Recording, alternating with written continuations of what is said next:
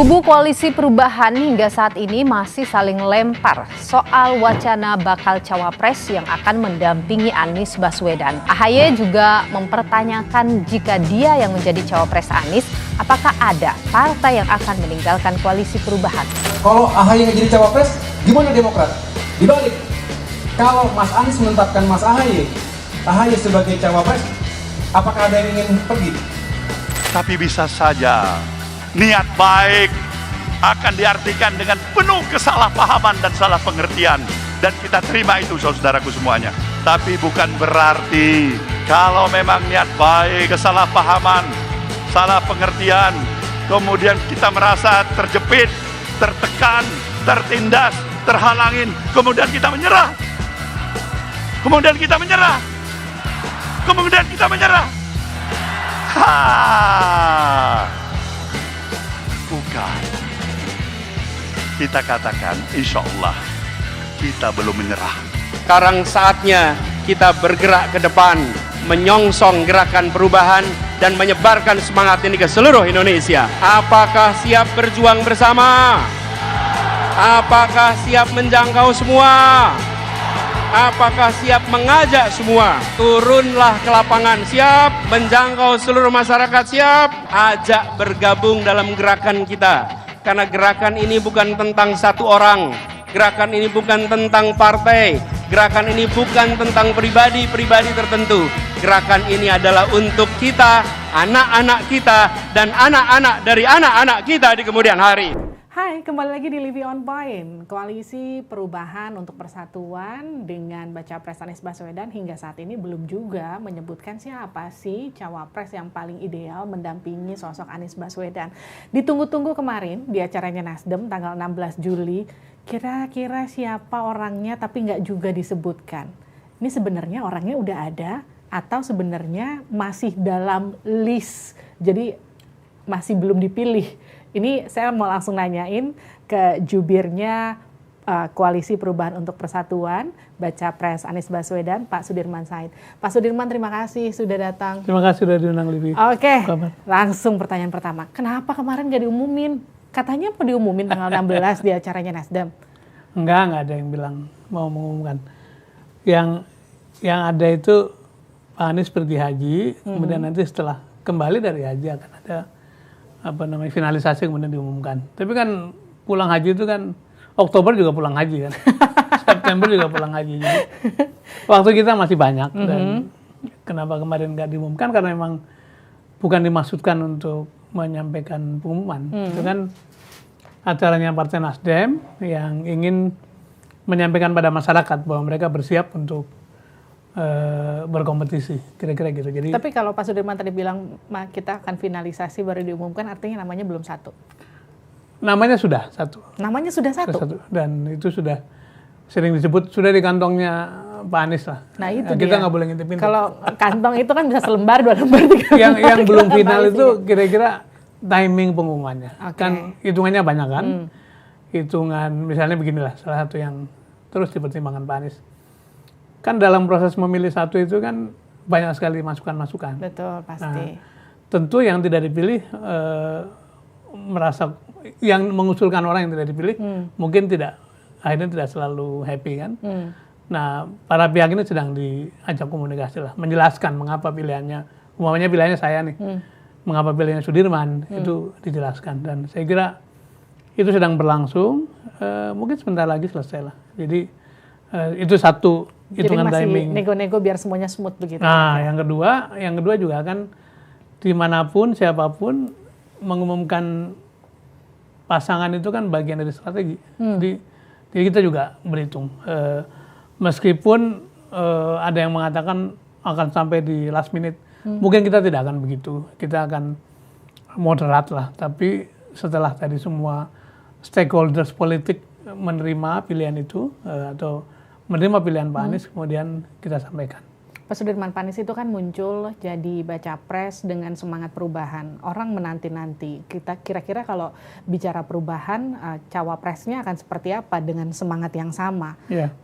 Sosok kayak apa sih sebetulnya? Nah itu yang menurut saya penting untuk dikemukakan. Terima kasih ditanya nih. Jadi kan 5 kriteria ya yang sering disebutkan itu nomor 1 bakal calon presidennya itu harus figur yang bisa menambah efek elektoral. Tandanya apa? Tandanya dua. Nomor satu, survei mengatakan bagaimana. Yang kedua, yang disebut sebagai political vulnerability, kerentanan politik. Jadi umpamanya meskipun angkanya tinggi, tapi kalau kemudian ditengarai punya kerentanan politik tinggi juga, itu bukan jawaban. Misalnya tiba-tiba milih A, kemudian A ternyata punya masalah hukum, itu sulit. Yang kedua, figur itu harus orang yang bisa menjadi bagian dari menjaga keseimbangan koalisi. Artinya apa? Nanti kan di DPR itu akan ada interaksi nih. Nah, itu orang itu atau figur itu harus menjadi bagian dari dinamika partai politik. Jadi diharapkan berasal dari partai politik. Yang ketiga, harus bisa menjadi support dalam menjalankan pemerintahan.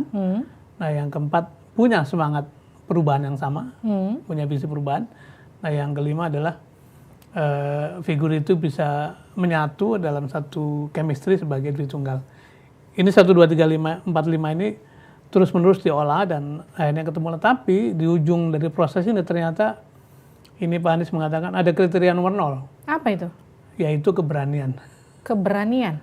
Kenapa keberanian penting? Karena memang kita berhadapan dengan lingkungan atau environment politik yang tidak bersahabat ya. Tidak bersahabat dengan kompetisi, ada kecenderungan tidak netral lingkungannya gitu, sehingga memerlukan figur yang betul-betul punya komitmen untuk berkompetisi gitu. Karena jangan sampai dalam perjalanan figur itu tidak memiliki komitmen untuk menempuh resiko-resiko. Berani, berasal dari partai politik kurang lebih, punya dari sisi elektoralnya pasti harus bisa cukup baik. Itu kayaknya ada di kriteria AHY, bukan di orangnya? Ya kita lihat ya nanti. Tapi gini. Supaya agak misteri-misteri dikit kan bagus tuh. Tapi kan gini, Pak Sudirman, kan beberapa lembaga survei, pengamat-pengamat politik tuh bilang gini, trennya Pak Anies kan belakangan agak turun tuh. Ini mungkin karena sudah lebih dulu diumumkan dibanding sama yang lain mengumumkan jadi baca pres. Tapi kalau diumumkan bacawa presnya, trennya kemungkinan akan rebound. Yeah. Kenapa nggak ngambil momentum itu?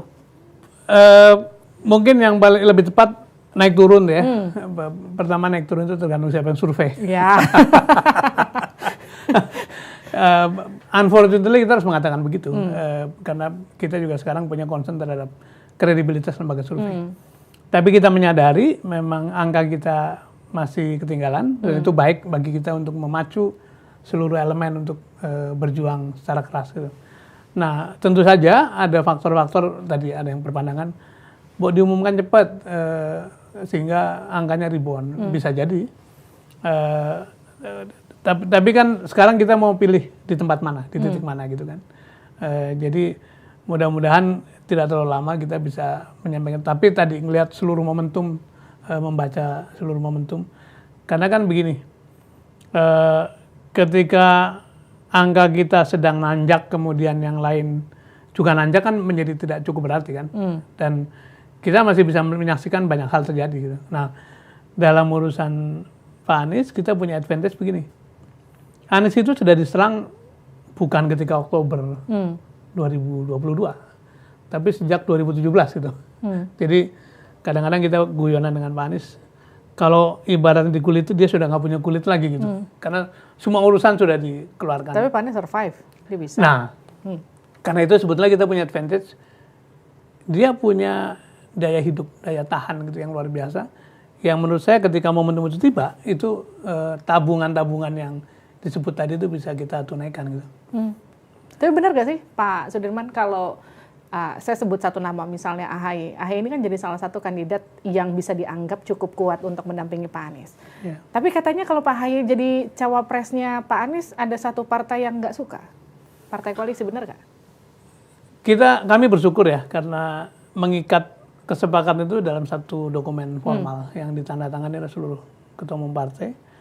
Antara lain mengatakan bahwa yang menentukan pasangan nanti ujungnya adalah calon presiden. Dan itu itu jalan keluar baik karena kita menyadari mungkin ada orang ada Konflik pihak of yang tidak interest suka, dan segala macam gitu ya. ada benturan kepentingan dan segala macam. Jadi itu akan jadi semacam exit clause lah. Ya sudah, walaupun tidak suka, tapi kan karena memang disepakati begitu ya, berikanlah kesempatan pada Pak Anies untuk memutuskan gitu. Tentu tidak ada keputusan yang disukai oleh semua orang, itu kita menyadari. Tapi secara keseluruhan dari wakil-wakil yang di dalam tim 8 itu semuanya mengikuti proses dengan baik. Jadi tidak ada kekhawatiran yang berlebihan lah. Bahwa ada pendapat-pendapat kiri kanan itu namanya spektrumnya besar, wajar saja gitu. Jadi kita nggak punya kekhawatiran yang berlebihan, dan insya Allah pada waktunya ketika tiba saatnya untuk mengumumkan siapa pasangan Pak Anies, semua pihak akan menerima dengan baik. Tapi artinya benar ya, ada partai yang kurang serak lah ibaratnya dengan satu sosok ini. Kita aja berdua nih, kalau misalnya milih minuman apa, pasti kan saya sebenarnya lebih serak yang merah daripada yang putih kan. Apalagi partai yang ukurannya begitu besar kan, apalagi 3 partai, jadi wajar kalau ada yang punya pandangan begitu. Tapi kalau dikatakan gini, Mas Ahaye sempat ngomong, ada satu partai yang tidak berkenan kalau saya mendampingi Pak Anies, kurang lebih narasinya gitu. Itu gimana tuh, Pak Sudirman? Ya mungkin ada suasana begitu. Begitupun ada partai yang mengatakan kita sebetulnya lebih senang A daripada B gitu. Itu ada. Tetapi kan begini kenyataannya, tadi saya katakan kriteria 0 itu nama-nama yang dikendaki oleh seluruh partai lah yang diterima itu dalam kenyataannya memang tidak punya cukup keberanian gitu. Dan kita sudah tidak perlu sebutkan ya.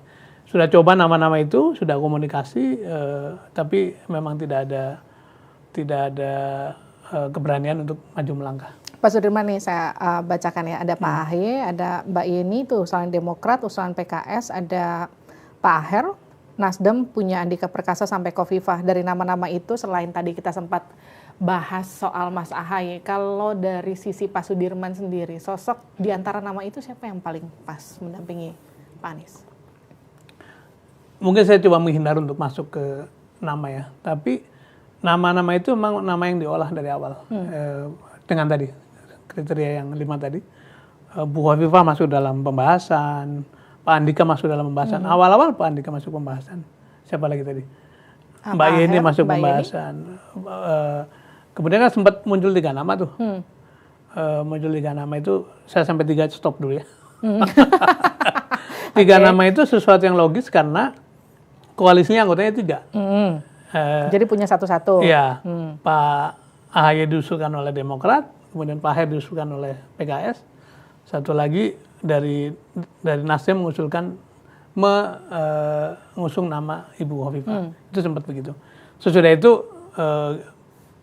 serahkan pada capres, silakan dipilih. Nah itu yang menurut saya kita sudah sampai pada final. Makanya sebelum naik haji, sebelum berangkat haji, beliau mengatakan sudah tidak usah bicara lagi soal cawapres karena dianggap sudah final, dan sekarang bersiaplah untuk tahap berikutnya. Tahap berikutnya itu apa?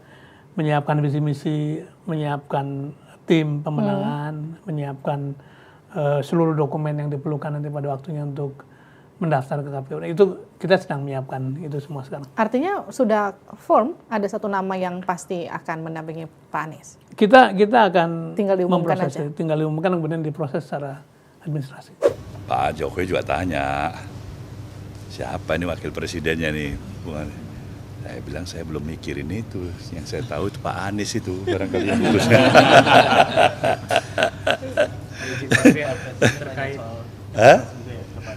Iya, saya bilang saya juga belum memahami, barangkali Pak Anies yang paling tahu.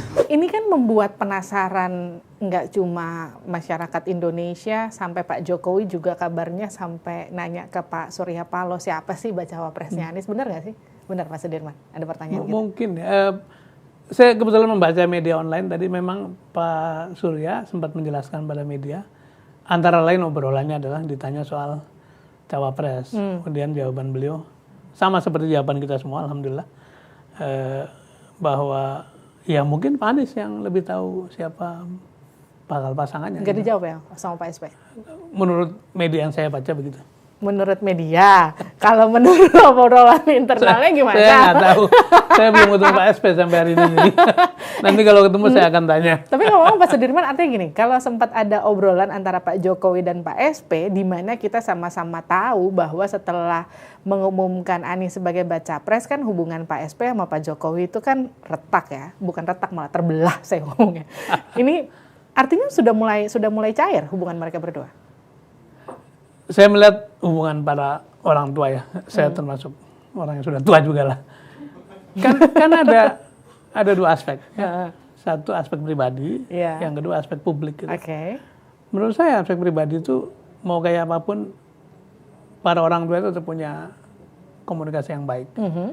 Yang kemudian membuat jarak barangkali adalah karena perbedaan politik.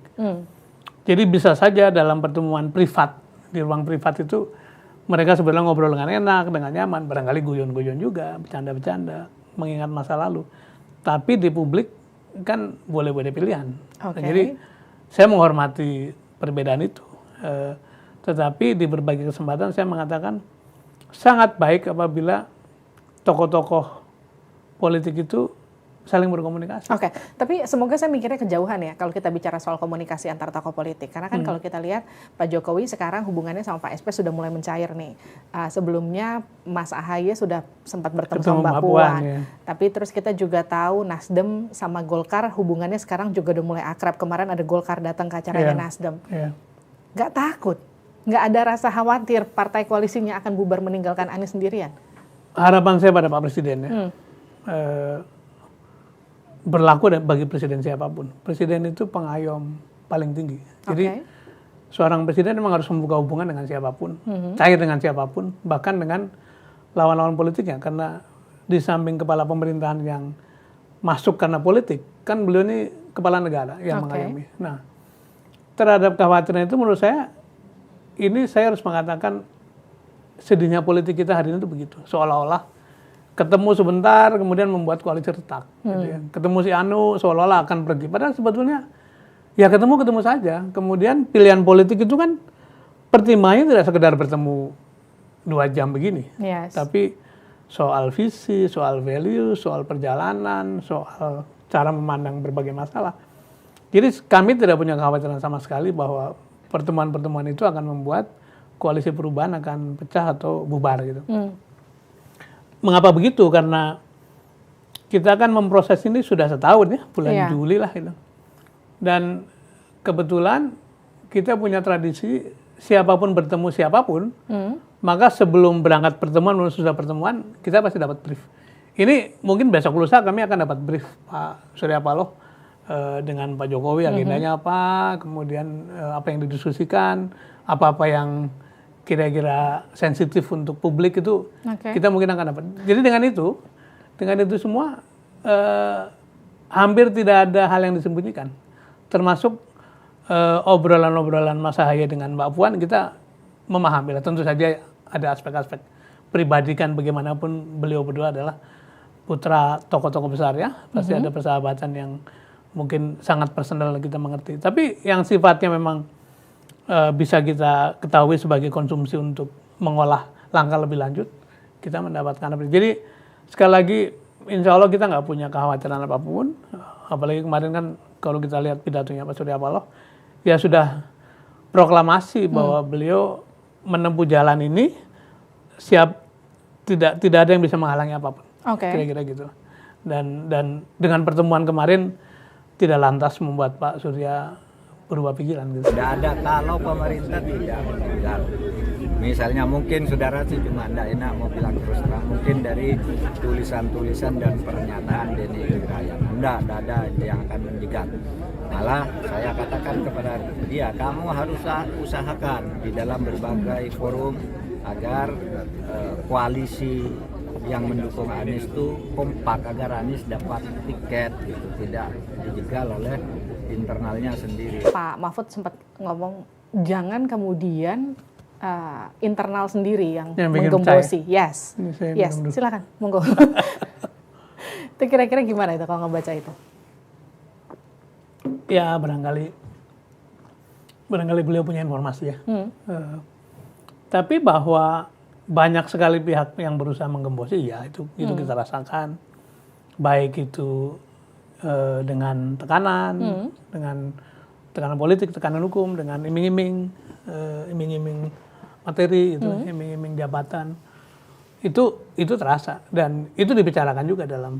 Jadi warningnya Pak Mahfud kita terima dengan apresiasi sebagai bagian dari proses menjaga keutuhan koalisi. Tapi sejauh ini kita tidak punya tanda-tanda ke arah sana. Saya tuh melihat bagaimana kemudian ketika saya ngobrol dengan dari pihak Demokrat, PKS, mereka yakin betul koalisi ini akan solid. Tapi kan kita sama-sama tahu setiap orang yang lamaran belum tentu semuanya nikah. Iya. Iya dong. Yang sudah nikah aja bisa cerai. Iya. Yang lamaran bisa aja nggak jadi nikah gitu. Bisa jadi kayak kita lihat pesta politik kemarin, pacarannya sama siapa, nikahnya sama siapa ya kan. Ini mungkin nggak ini akan terjadi di koalisinya Pak Anies? Jadi kalau saya lihat ya, orang dalamnya yakin sekali, orang luarnya seperti mengharapkan ini akan runtuh gitu. Jadi setiap kali bicara sama orang luar itu seperti apa betul, apa enggak, ya teman kami semua banyak di berbagai sisi lah. Jadi semuanya mencemaskan, semuanya mengkhawatirkan. Tapi di dalam sendiri kita baik-baik aja gitu. Jadi misalnya kemarin sebelum apel siaga itu kan kita juga kumpul. Ya kita kumpul ketawa-ketawa.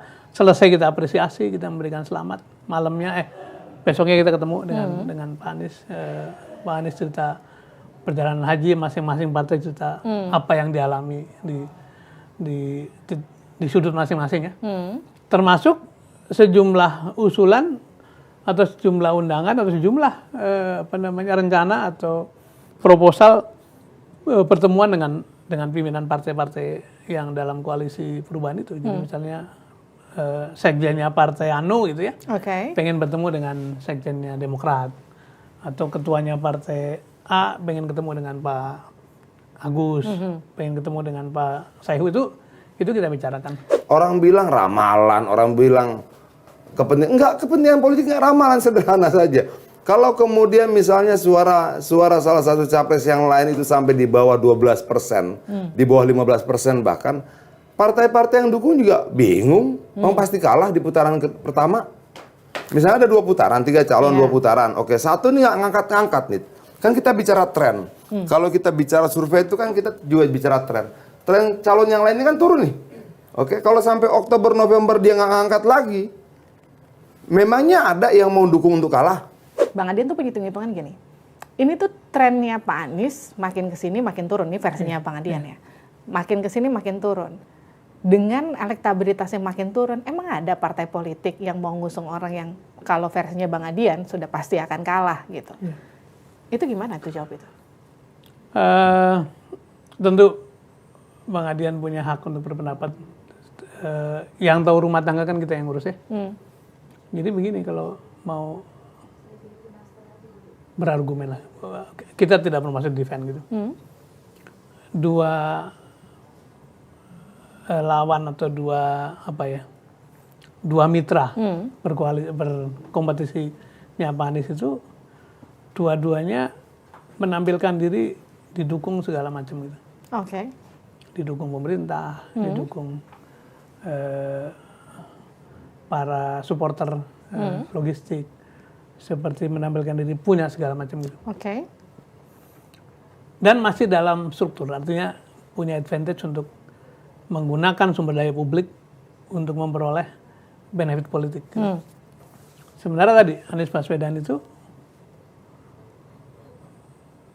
dari mulai 2017 ketika Pilgub sudah dikeroyok oleh segala macam yang sifatnya kuat gitu ya. Ya media, ya lembaga survei, ya waktu itu pemerintah juga ya. Ternyata dia survive, makin hari makin muncul begitu ya. Sampai hari ini gitu. Ya memang ada di urutan 3 dengan segala macam cerita lembaga survei lah. Ada lembaga survei yang ini masa di mana tiap minggu ada survei kan. Iya. Lagi rame. Dengan segala prestasi lembaga survei itu, dia masih ada di dalam race gitu, masih dalam di arena gitu. Jadi kalau diukur daya tahannya sebetulnya punya daya tahan siapa gitu. Jadi kalau ukurannya adalah mana ada orang partai yang mau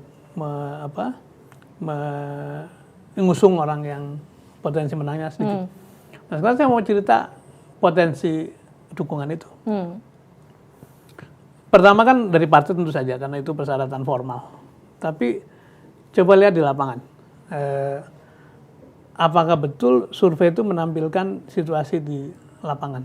Yang kedua, yang paling kita juga tidak duga-duga adalah tumbuhnya relawan organik di mana-mana tanpa dimobilisasi. Mereka bikin kelompok sendiri, bikin kaos sendiri, bikin atribut sendiri, bergerak terus sampai hari ini. Sekarang barangkali tidak kurang dari 500 simpul, berbagai skala. Yang nasional juga ada, yang fokus di provinsi ada, yang fokus di kabupaten ada, yang di lokal juga ada. Itu aset yang sangat potensial untuk membuat Pak Anies itu punya potensi untuk memenangkan kompetisi ini. Jadi kita hargai pandangan atau hasil survei, tapi kami punya cara untuk melihat suasana lapangan seperti apa gitu. Tapi gini, kalau Anda menjawab Pak Sudirman soal upaya untuk tidak digembosi dari internal sendiri, tapi kan kemudian narasi lain yang juga maju dan juga beredar itu kan soal jegal-jegalan yang tadi juga sempat Anda bincang. Emang seberat apa sih atau apa ya ibaratnya? Sebesar apa sih upaya pencegalan? Menurut Livi sebesar apa? Kan saya nanya, dijawab dong Pak. Coba bayangin ya, satu yang sangat fundamental. Tidak pernah ada dalam sejarah Republik ini perkara digelar perkara kan 19 kali. Oke. Itu kalau bukan usaha untuk menjegal apalagi tuh. Orang sudah memaklumi bahwa itu memang usaha penjegalan. Sudah disidangkan, dibicarakan sampai akhirnya kan menimbulkan keretakan di tubuh KPK kan. Para pimpinan KPK jadi centang perenang nggak karuan tuh kayak gitu. Atau belakangan lah itu soal rumput-rumputan itu. Ini untuk menyebut beberapa contoh saja yang memang kalau dikatakan tidak ada penjegalan menurut saya sih itu orang itu tidak bisa membaca gitu. Jadi dari waktu ke waktu terus-menerus dilakukan. Dan tadi yang dikatakan abang kita Bang Adian itu suara sebagian elit kita bahwa nanti Pilpres itu hanya 2 pasang. Yang ini Anies tidak akan boleh akan out sendiri. Bukan out sendiri, di-out-kan gitu. Jadi ini orchestrated effort dari banyak pihak yang entah karena apa orang seperti Anies itu seperti unwanted gitu dan makanya saya katakan kenapa Anda bilang Anies itu orang yang tidak diinginkan? Oleh sebagian elit. Makanya saya mengatakan yang dibutuhkan Anies adalah demokrasi gitu. That's it. Nggak ada yang lain. Demokrasi artinya memberi kesempatan pada semuanya untuk ikut race, yang memenuhi syarat untuk ikut berlomba, yang memiliki persyaratan partai untuk berlomba. Kan Anies masuk kategori itu, jadi kenapa mesti dijegal-jegal? Jangan menggunakan aparat untuk sekarang ini pembicaraan orang di luar sana. Ya memang ini potensial untuk memenangi pemilu gitu. Tapi bagaimana dengan kecurangan gitu? Terus ini yang sering juga logika terbalik ya. Kalau betul bahwa Anies itu nomor 3 atau makin turun gitu, kenapa usaha untuk menghalangi begitu keras gitu? Itu kan sesuatu yang juga patut kita pertanyakan secara logika gitu. Jadi ini semua kalau dirangkai ya memang kenyataannya begitu. Kenyataannya memang ada upaya-upaya menghalangi, menjegal, menghambat gitu. Cuman sekarang kita barangkali sudah sampai tahap begini. Mungkin sampai Mei, Juni itu karena sejumlah isu terus-menerus dihantamkan gitu. Tapi sesudah Juli ke depan, saya tidak tahu mau bawa isu apa lagi. Kenapa gitu? Anda juga sempat bilang sekarang kita butuhnya demokrasi bukan demokrasi. Kenapa gitu? Apa yang gila emang? Yang gila tadi usaha menghalangi, usaha mengkriminalisasi, usaha menggunakan kekuasaan secara tidak netral. Itu kan kegilaan demokrasi. Saya mau masuk ke situ dulu dikit. Kan ada banyak narasi yang muncul katanya Pak Anies akan ditersangkakan oleh KPK. ada juga narasi yang muncul yang seperti yang tadi Anda katakan, gimana caranya gimana, yang maju Pilpres cuma dua. Pak Anies nggak akan ikut. Pak Anies sempat ngomong nggak sama Anda soal narasi-narasi itu yang beredar? Apa sih kata Pak Anies? Nomor satu, yang baru Livi katakan itu adalah contoh yang saya sebut, this is not democracy, this is democracy gitu. Orang-orang yang dengan kegilaannya itu pengen melakukan segala macam. Pak Anies sendiri, itu yang saya kagum barangkali ya. Ini bukan kampanye, tapi secara pribadi saya mengagumi ketenangan Pak Anies. Dan itu saya alami, saya lihat dari tahun mungkin 2009 ya. Ini orang kayaknya punya kualitas untuk sampai kepada level nasional. 2013 masih sangat muda, ikut konvensi dan tidak jelek hasilnya itu. Kemudian ketika untuk pilkada saya juga ikut bantu. Jadi Pak Anies ini orang yang menurut saya intuisi politiknya sangat baik. Dia tahu kapan merespon, kapan bertindak, kapan tidak merespon. Gitu. Jadi terhadap ini semua, ya dia menjalani sebagai satu keniscayaan aja. Sambil mengatakan begini, ya kalau gampang-gampang namanya bukan berjuang gitu. Ya betul juga ya. Kalau gampang namanya nonton dangdut gitu. Nah, itu omongan saya. Tapi saya kira exactly he's right bahwa ya namanya perjuangan ya pasti berat, pasti ada halangan. Apalagi yang diperjuangkan adalah cita-cita untuk meluruskan kembali jalannya negara. Yang kita tahu, Livi juga tahu, semua orang intelektual tahu, ada banyak hal yang memang harus kita luruskan. Dan karena itu kita menggunakan kata kunci, ya kita ingin menghadirkan perubahan gitu. Pak Anies itu kan bawa semangat perubahan, tapi kita sama-sama tahu, merubah, bikin satu perubahan besar, itu bukan hal yang gampang. Apalagi yang dirubah itu adalah satu, entah itu kebijakan, entah itu sesuatu yang sudah mendarah daging berpuluh-puluh tahun di negara ini. Semangat apa yang mau dibawa? Ya, pertama kita baca kondisi sekarang itu. Saya kira nggak ada orang yang menolak bahwa korupsi itu di periode sekarang ini begitu marak ya. Terlalu banyak pejabat aktif tertangkap karena korupsi. Bisa juga dibaca sebagai penanggulangan korupsi begitu marak. Tapi yang jelas korupsi marak. Konflik of interest itu kelihatan sekali di mana-mana gitu. Kemudian nepotisme muncul di mana-mana. Seperti tanpa kendali.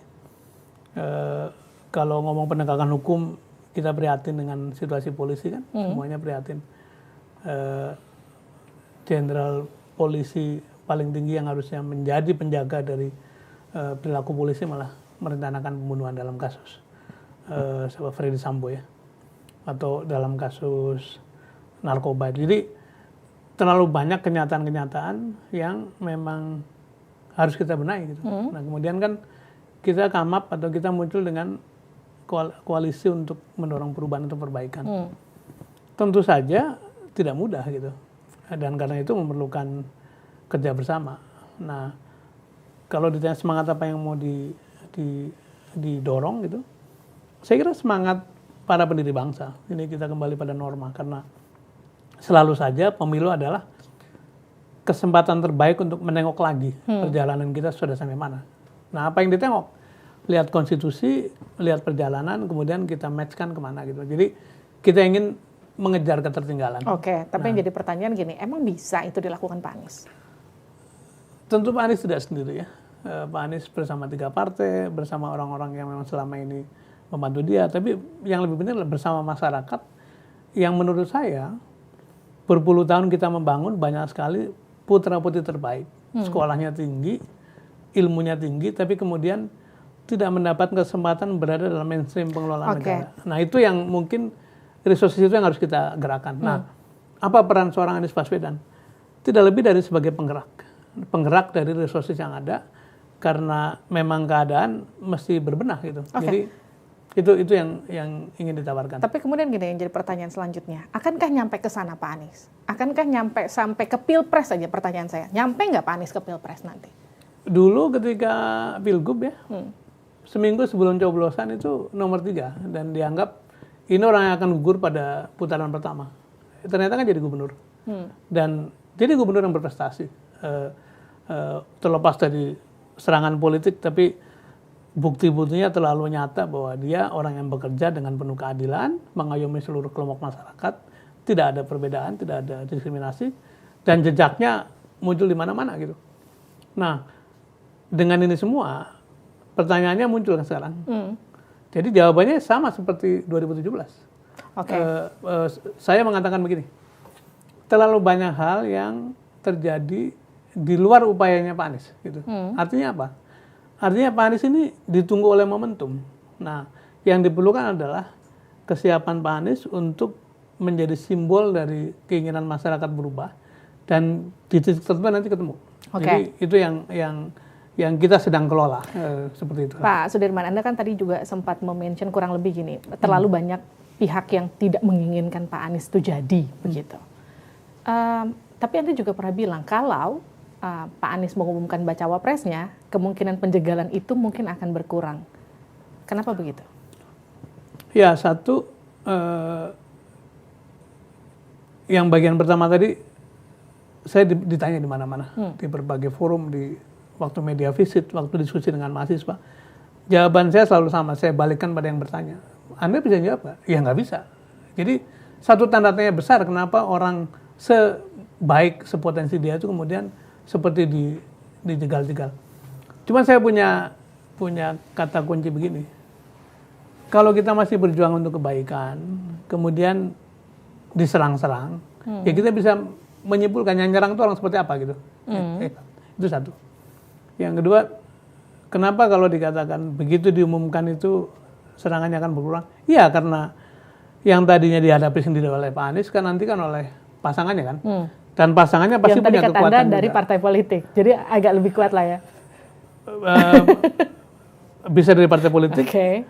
Itu artinya akan ada kekuatan tambahan yang menghadapi serangan-serangan ini. Jadi ibaratnya beban itu, kalau ini kursi tadinya 4 kaki gitu, kakinya ditambah sehingga beban dari tubuh kita itu bisa tanggung oleh banyak kaki. Dan itulah logika kenapa kalau nanti pada waktunya calon wakil presiden diumumkan, insya Allah pertama memang bebannya berkurang. Yang kedua, kan sebetulnya yang sedang dimainkan oleh publik, elit di luar sana kan ketidakpastian terhadap maju, seperti Livi katakan. Kalau gitu pastikan itu yang kemudian ditunggu-tunggu. Jadi kalau cawapres sudah oke, formulir sudah diisi, begitu ya, visi misi sudah diselesaikan, itu artinya kepastian mendaftar kan sudah tersedia. Nah, itu yang sedang kita kejar dalam waktu dekat.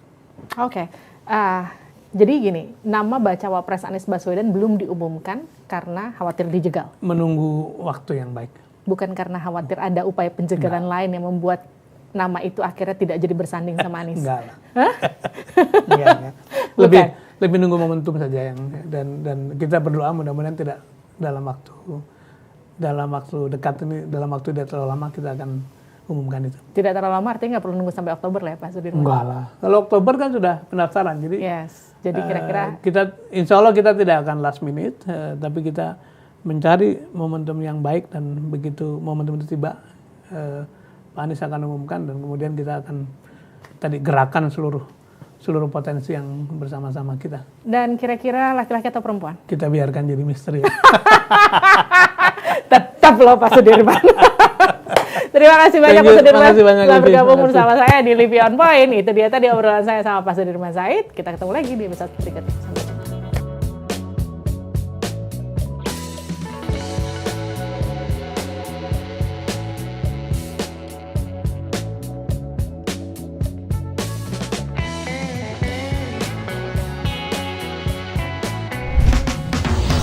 Point.